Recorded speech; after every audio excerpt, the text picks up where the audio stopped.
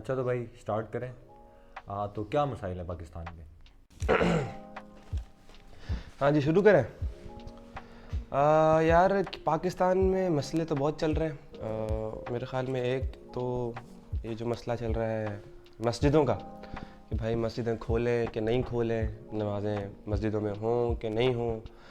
سب سے پہلے تو میرے خیال میں ضروری یہ ہے کہ اس میں کوئی راکٹ سائنس نہیں ہونی چاہیے. اس میں کوئی ضروری نہیں ہے کہ میں رائے دے رہا ہوں تو مجھے لازمی ہے میرے لیے میں نے درس نظامی کا 8 سالہ کورس کیا ہو یا اردو بازار سے لے کے فضائل اعمال اور پتہ نہیں کیا کیا کتابیں پڑھی ہوں.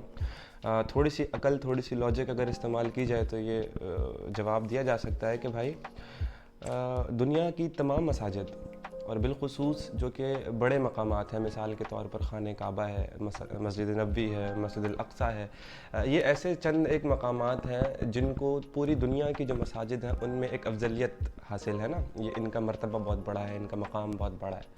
تو جب خانہ کعبہ بند ہو سکتا ہے, جب مسجد نبوی بند ہو سکتی ہے, جب مسجد الاقصیٰ بند ہو سکتی ہے, تو پھر آپ کے محلے کی جامع مسجد طیبہ بند کیوں نہیں ہو سکتی ہے؟ مطلب باب الاسلام جو گلی کے نکڑ پر ہے وہ کیوں بند نہیں ہو سکتی ہے؟ مجھے یہ تھوڑا سا سمجھ آ نہیں رہا ہے کہ یہ کیا چکر ہے. مطلب اگر شریعت کا مسئلہ ہوتا تو پھر شریعت اگر خانہ کعبہ بند کرنے کی اجازت دے رہی ہے تو باب الاسلام بند کرنے کی اجازت کیوں نہیں دے رہی؟ تو یہ تھوڑا سا میرے خیال میں مولانا حضرات بتائیں گے. لیکن اس کا مسئلہ کیا ہے؟ مجھے نہیں لگتا کہ یہ شریعت کا مسئلہ ہے. شریعت کا مسئلہ ہوتا تو ہم پہلے بات کر چکے ہیں کہ بھائی وہ بند ہو سکتا ہے تو یہ بھی بند ہو جاتا. مسئلہ یہ ہے کہ جس طرح صنعت کار پریشان ہے کہ صنعتیں بند ہیں, دکاندار پریشان ہے کہ دکاندار جو ہے دکانیں بند ہیں, اسی طرح جو ملا شرافیہ ہے وہ بھی پریشان ہے کہ ان کا کاروبار بند ہے, کیونکہ انہوں نے مذہب کو کاروبار کے طور پہ ٹریٹ کیا ہے. اور یہاں پر میں قطعی طور پر ان لوگوں کے بارے میں بات نہیں کر رہا ہوں جو عام لوگ ہیں اور مذہبی ہیں اور مذہبی جذبات رکھتے ہیں, بلکہ ملا اشرافیہ کا لفظ میں نے استعمال کیا ہے. وہ لوگ جو لینڈ کروزر سے نیچے اترتے نہیں ہیں, جن کے وضو بھی منرل واٹر سے ہوتے ہیں, تو یہ جو لوگ ہیں ان کا یہ مسئلہ ہے. اور پھر دا ویری امپورٹنٹ پوائنٹ کہ ہماری جو ریاست ہے, جو ہماری حکومتیں ہیں, وہ بھی یہی چاہتی ہیں کہ یہ جو ایشو ہے یہ کانٹروورشل بنے, وہ بند کرنا چاہتی ہی نہیں ہے, کیونکہ بہرحال ان کو ملا شرافیہ کو استعمال کرنا ہوتا ہے اپنا اقتدار قائم رکھنے کے لیے. ایک بہت فیمس ایگزامپل جو ہے وہ ایک جو مفتی تقی عثمانی, جو کہ بہت بڑا نام ہے مذہبی حلقوں میں پاکستان کے, تو جب کیس آیا کہ بھائی جاگیر ریاست نے یہ فیصلہ کیا, بہرحال اس وقت کی ریاستیں تو خیر نہیں لیکن حکومت نے فیصلہ کیا کہ ہم جاگیروں کو تقسیم کریں گے. جو بڑی بڑی جاگیریں ہیں جن کے پاس 500 مربع کی زمین ہے, وہ عام لوگوں میں, عام کسانوں کے اندر ہم تقسیم کرتے ہیں. تو اور وہ کہاں سے آئی تھیں؟ ان کے پاس ظاہر ہے وہ جب یہاں کے عام لوگ, کسان, محنت کش اور جو عام غریب لوگ ہیں وہ انگریز کے خلاف لڑ رہے تھے, تو وہ کاسالیسی میں مصروف تھے یہ تمام جاگیردار, اور اس کی انعام کی شکل میں یا اس ڈیوٹی یا اس فرما برداری کے انعام میں یہ بڑی بڑی جاگیریں دی گئیں ان جاگیرداروں کو, جو آج ہمیں دکھتے ہیں ساؤتھ پنجاب میں اور سندھ میں اور کافی دوسرے علاقوں میں بھی. تو جب یہ فیڈرل شریعت کورٹ میں یہ معاملہ گیا تو مفتی تقی عثمانی نے, ظاہر ہے استعمال کر سکتے ہیں آپ جو ہے سونے کو ماشا, ماشے کو سونا بنا سکتے ہیں, تو انہوں نے اس جاگیر کی تقسیم کو کہ جو بڑی بڑی زمینیں عام لوگوں میں تقسیم ہو جائیں گی اور ایکویلٹی آ جائے گی اور جاگیرداری کا خاتمہ ہو جائے گا, جو کہ بہت بڑی میرے خیال میں برائی کے طور پر آج بھی پاکستان میں موجود ہے, تو اس کو انہوں نے عین غیر شرعی جو ہے وہ قرار دیا اور فیصلہ کیا کہ جی یہ جو بڑے بڑے جاگیردار بیٹھے ہوئے ہیں جن سے آج پورا پاکستان ہی تنگ ہے, اگر آپ ان کی جاگیر ان بیچارے غریب کسانوں کو دے دیں گے جو ان کے اوپر کام کرتے ہیں, جو حقیقت میں ان کے مالک ہیں, تو یہ انتہائی طور پہ غیر شرعی ہوگا. تو اس طرح ملا شرافیہ کو استعمال کیا ہے اس ریاست نے اور ان حکومتوں نے. اور ریسنٹ ایگزامپل آپ دیکھ سکتے ہو طارق جمیل صاحب کی, جو ٹیلی تھون کے اندر ان کا بہت کنٹروورسی بنی, بڑا فیمس ہوا. وہ کیا تھا بھائی, عمران خان سے لوگ سوال کر رہے ہیں کہ صحت کی سہولیات نہیں ہے, بیڈ جو ہے وہ ہاسپٹلز میں بیڈز نہیں ہیں, ڈاکٹرز پورے نہیں ہیں, میڈیسنس نہیں ہیں, لوگ مر رہے ہیں, کورونا ایک وائرس آیا ہوا ہے. اس کا جواب کیا آ رہا ہے؟ تم بے حیا ہو. آپ سے ہم سوال کر رہے ہیں کہ یہاں پہ راشن نہیں بٹ رہا لوگوں کو, راشن اور بھوک سے لوگ مر رہے ہیں, اس کا جواب یہ آ رہا ہے کہ قوم تو چور ہے. कौम तो डाकू है। हम आपसे सवाल कर रहे हैं कि भाई कारोबार बंद है, नौकरियां ख़त्म हैं, सेमेस्टर की फ़ीस बच्चे नहीं दे पा रहे हैं इस वाले की, और ये सेमेस्टर हुआ भी नहीं है, यूनिवर्सिटियाँ मुफ्त में फ़ीसें ले रही हैं, ये मेरा मसला है। आप कह रहे हो तो ये जो है वो धोखेबाज हैं, ये कौम धोखेबाज है। तो क्या है कि जवाब आपसे गंदम का किया जा रहा है और सवाल आपसे गंदम का किया जा रहा है, जवाब चने का आ रहा है। इस तरह की बातें हो रही हैं। तो क्या है, इस तरह मुल्ला अशराफिया को इस्तेमाल किया है इन रियासतों ने, इन हुकूमतों ने, कि जब आपसे हम भूख का, नौकरी का, हेल्थ का, एजुकेशन का, सिक्योरिटी का और अपने दीगर हुकूक का सवाल करते हैं, तो आप मुल्ला अशराफिया के ज़रिए हमें ये बताने की कोशिश करते हैं आप चोर हो, आप बेहया हो, आप फलाने हो, आप धमकाने हो। भाई आपसे जो सवाल कर रहे हैं आप उसका जवाब दीजिए। और फिर तारिक जमील ने कहा जी पूरा पाकिस्तानी चोर है, एक हाकिम वक्त है वो सच्चा है। तो ठीक है, हम 1 मिनट के लिए मान लेते हैं, for the sake of argument ये तस्लीम करते हैं कि ठीक है, हम चोर, हम बेहया, हम डाकू, हम धोखेबाज। आप तो सच्चे हैं, मतलब इमरान खान तो सच्चा है, हाकिम वक्त तो सच्चा है, हाकिम वक्त तो मेहनती है, दयानतदार है, तो वो अपना काम क्यों नहीं कर रहा है? मतलब कि सेहत की सहूलियात देना अवाम का तो काम नहीं है, अवाम तो चोर है, ये तो हाकिम वक्त का काम है। अब हाकिम वक्त तो दयानतदार है, तो फिर सेहत क्यों नहीं है? तालीम जो है, तालीम का जो देना तमाम लोगों को, तालीम की सहूलियात देना, ये तो हाकिम वक्त का काम है। अब हाकिम वक्त तो ईमानदार है और दयानतदार है, तो फिर वो तालीम क्यों नहीं दे पा रहा है? और फिर ये कोरोना की वजह से और लॉकडाउन की वजह से आप देख रहे हैं कि राशन बढ़ रहे हैं। अब आप मुझे बताओ कि पाकिस्तान में कितने ऐसे लोग हैं कि जिनको राशन मिला है, ठीक है? अब हाकिम वक्त अगर दयानतदार है और ईमानदार है, तो फिर वो राशन क्यों नहीं दे रहा है लोगों को?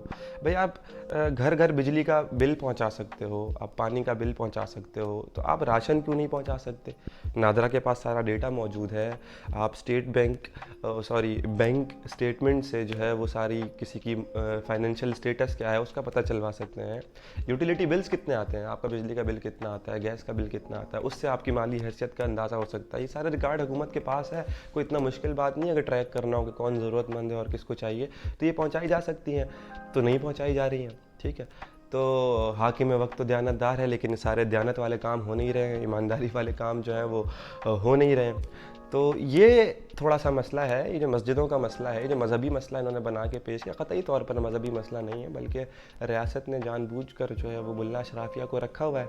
उनके भी मज़े लगे हुए हैं, उनको लैंड क्रूज़रें और प्राडो मिली हुई हैं, वज़ू मिनरल वाटर से हो रहे हैं, बड़े बड़े बंगले हैं, आगे पीछे कलाशन लेके सिक्योरिटी गार्ड्स होते हैं, इनकी हुकूमतें चल रही हैं। और जो है बीच में अवाम पिस रही है, अवाम के पास कुछ नहीं है।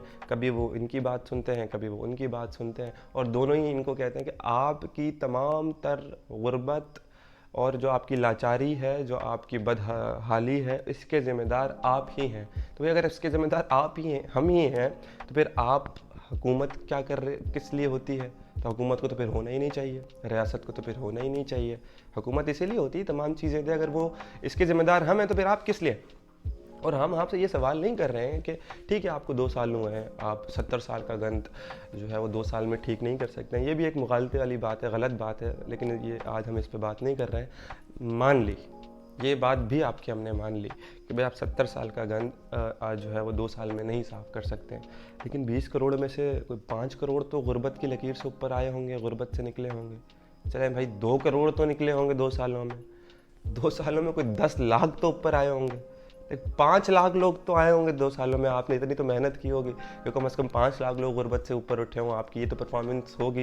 लेकिन जब हम देखते हैं आप ही की रिपोर्ट, आप ही की हुकूमती इदारों की रिपोर्ट, तो लाखों लोग गुर्बत की लकीर में और मज़ीद गिरे हैं, मज़ीद नौकरियां गई हैं, मज़ीद बेरोज़गारी आई है, सहूलियात मज़ीद कम हुई हैं सेहत और तालीम की। तो ये थोड़ी सी पॉइंट है असल, कि आप अपनी नाकामियों को, अपनी बददियानती को, अपनी तमाम खामियों को मज़हब का सहारा लेकर छुपाते हो, और उसके लिए मजहबी अशराफिया को इस्तेमाल करते हो, और मजहबी अशराफिया बखुशी इस्तेमाल होती है। तो तारिक जमील साहब ने तो माफ़ी मांग लिया मीडिया से, ये तो फिर काम ही ख़त्म हो गया। यार एक ही बात उस पूरे इंटरव्यू में या उस पूरी तकरीर में या उस पूरे बयान में एक ही बात सच्ची थी, और वो ये थी कि मीडिया झूठा है, मीडिया झूठ बोलता है। ये 2 साल के बच्चे से लेकर 70 साल के बूढ़े तक जो है वो आप पूछेंगे ये सवाल, तो इसका जवाब आपको یہی ملے گا کہ ہاں میڈیا جھوٹ بولتا ہے، ہمارا اس میں تو کوئی قباحت نہیں ہے، اور میڈیا کا کام ہی جھوٹ بولنا ہوتا ہے. اور اگر میڈیا سچ بولے گا تو آپ کی حکومتیں نہیں چل سکتی ہیں، آپ کی ریاست نہیں چل سکتی ہے، آپ کے کاروبار نہیں چل سکتے ہیں، آپ کی صنعتیں نہیں چل سکتی ہیں. تو میڈیا کا کام ہی جھوٹ بولنا ہے. جھوٹ بول کر آپ نے رولنگ کلاس کو بچانا ہوتا ہے. یہ میڈیا کا کلاسیکل رول ہے. مثال کے طور پر آپ مجھے ایک بات بتائیں کہ میڈیا اگر سچ بولنا چاہے تو وہ کیسے بول سکتا ہے؟ مثال کے طور پر ایک ایشو ہے فیکٹریوں میں، کمپنیوں میں، بڑی بڑی نیسلے، شان، ملٹی نیشنل اور پاکستان کی بڑی بڑی نشات، اب نشات نے بہت سارے مزدور نکال دیے ہیں. حالانکہ حکومت نے یہ اعلان کیا ہے کہ کوئی بھی کمپنی اپنے لیبر کو نہیں نکالے گی، یہ قانون انہوں نے نوٹیفیکیشن جاری کیا ہے. لیکن نشات نے اور پھر کھاڑی جو بہت بڑا برانڈ ہے اور دیگر برانڈز نے جو ہے وہ اپنے پتہ نہیں 500 800 مزدور نکالے ہیں. میڈیا پر تو کوئی خبر نہیں آئی ہے اس کی. میڈیا پہ خبر کیوں نہیں آئی ہے؟ کیونکہ میڈیا چلتا ہے اشتہاروں پر. میڈیا کی جو انکم ہے وہ بیسکلی سبسکرپشن پہ نہیں ہے جو آپ کیبل والے کو دیتے ہیں یا جو ہم اخبار خریدتے ہیں 20 روپے کا وہ قیمت، بلکہ جو اشتہار ملتے ہیں وہ اصل سورس آف انکم ہے. تو کھاڑی تو کروڑوں روپے کا اشتہار دیتا ہے، نیسلے تو کروڑوں روپے کا اشتہار دیتا ہے. اگر آپ نیسلے کے خلاف بولو گے تو پھر آپ کیسے اشتہار جو ہے وہ چلا سکتے ہیں؟ تو میڈیا تو وہ سچ بول ہی نہیں سکتا. پھر جو اشتہاروں کے اندر بھی جو سب سے بڑا سورس ہے، جو اس کا جو پائے چارٹ اگر آپ بناؤ گے اشتہاروں کا، تو اس میں سب سے بڑا جو حصہ ہے وہ حکومتی اشتہاروں کا ہے. حکومت اشتہار دیتی ہے، وہ مین سورس ہے. تو حکومت بلیک میل کرتی ہے میڈیا کو جھوٹ بولنے پر. ویسے تو میڈیا کا کام ویسے ہی جھوٹ بولنا ہے، لیکن اپنے لیے جھوٹ بلوانے پر، کیونکہ مختلف پارٹیوں کی مختلف حکومتیں ہوتی ہیں. تو اسی طرح یہ جو پی ٹی آئی کی گورنمنٹ نئی آئی، جب فواد چودھری صاحب جو ہے وہ انفارمیشن منسٹر تھے، تو انہوں نے کیا کیا؟ انہوں نے پورا بلیک میل، جس کی وجہ سے کرائسس بھی آیا میڈیا میں، جابس گئیں اور باقی سارے معاملات ہوئے، انکم ہی ختم ہو گئی تھی، کہ بلیک میل کرنا اسٹارٹ کیا. یا تو آپ ہمارے لیے کہیں گے اور ہمارے لیے نہیں کہیں گے تو پھر آپ کو ہم اشتہار نہیں دیں گے. تو مولانا طارق جمیل صاحب کو وہاں پوچھنا چاہیے تھا وہاں پر کہ بھائی میڈیا تو جھوٹ بولتا ہے، لیکن میڈیا کیوں جھوٹ بولتا ہے؟ کون مجبور کرتا ہے میڈیا کو جھوٹ بولنے پر؟ اور مجبور نہ بھی کرے، ویسے میڈیا کا کام جھوٹ بولنا ہی ہے، پھر کسی اور موضوع کے لیے اٹھائے رکھتے ہیں.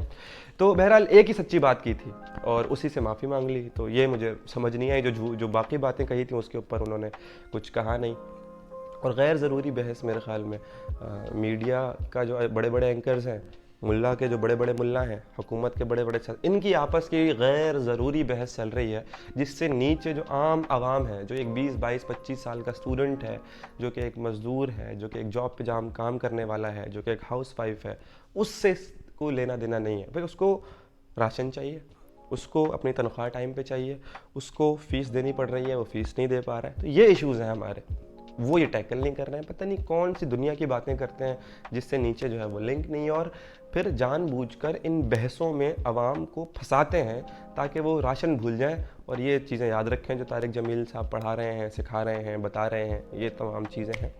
تو یہ ہے مسئلہ بھائی، اب دیکھیں کیا ہوتا ہے آگے. اچھا اور کیا ہے؟ ایک آخری ہماری جو آج ہم نے بات کرنی تھی، ہاں، پاکستان میں ایک اور طرح کا طبقہ ہے. طبقہ کیا؟ ایک سیکشن ہے جو خود کو بہت پڑھا لکھا، بہت ماڈ اسکاٹ، بہت پروگریسو ظاہر کرنے کی کوشش کرتا ہے، لیکن قطعی اس کا واحد میرے خیال میں زندگی کا مقصد اس کا ایک ہے، وہ مذہب سے بیزاری اور مذہب سے نفرت. ان کو لبرلز ان میں آتے ہیں. مطلب ابھی یہ مسجدوں والا ایشو ہم نے دیکھا، تو ان کا قطعی طور پر یہ مقصد نہیں ہے لبرلز کا، یا جو ہمارے اس طرح کے دوست کہوں، پتہ نہیں کہوں کیا، چلو ٹھیک ہے کہہ دیتا ہوں، جو ہمارے اس طرح کے دوست ہیں، ان کا مسئلہ یہ نہیں ہے کہ ایک کورونا وائرس ہے جو کہ ڈیڈلی وائرس ہے اور سوشل ڈسٹینسنگ اس میں ضروری ہے، اور تاکہ جان بچ سکے، لوگوں کی جان نہ جائے لوگوں کی، تو اس لیے مسجدیں بند ہونی چاہیے اور عبادت گھروں میں ہونی چاہیے. یہ پرابلم نہیں ہے. مطلب لوگوں کی جان بچانا ان کے لیے ان کا مقصد نہیں ہے. مذہب سے نفرت ہے جب وہ اس آڑ میں نکال رہے ہیں. ورنہ پاکستان کے اندر انڈسٹری چلتی رہی ہے لاک ڈاؤن کے اندر. ایک فیکٹری کی چھت، ایک ہی چھت کے نیچے، without any equipment, without any حفاظتی سامان، جو ہے ہزار مزدور، 1500 مزدور جو ہیں وہ ایک ہی چھت کے نیچے کام کرتے رہے. اس کے اوپر انہوں نے کچھ، کیونکہ وہ بڑی بڑی کلرفل کمپنیز ہیں، وہ بڑی لبرل کمپنیز ہیں، وہ بڑی ان کے اوپر انہوں نے کوئی بات نہیں کی، بالکل خاموش ہے. جہاں پہ راشن بٹ رہا ہے وہاں پر آپ دیکھو کتنا رش ہوتا ہے، وہاں پہ لوگ چڑھے ہوئے ہیں، کوئی چپ ہے. बैंक में कल ही की बात है, हम डिस्कस कर रहे थे इससे वीडियो से पहले भी, किस तरह बैंकों के अंदर जो है वो बंदे पे बंदा चढ़ा हुआ था।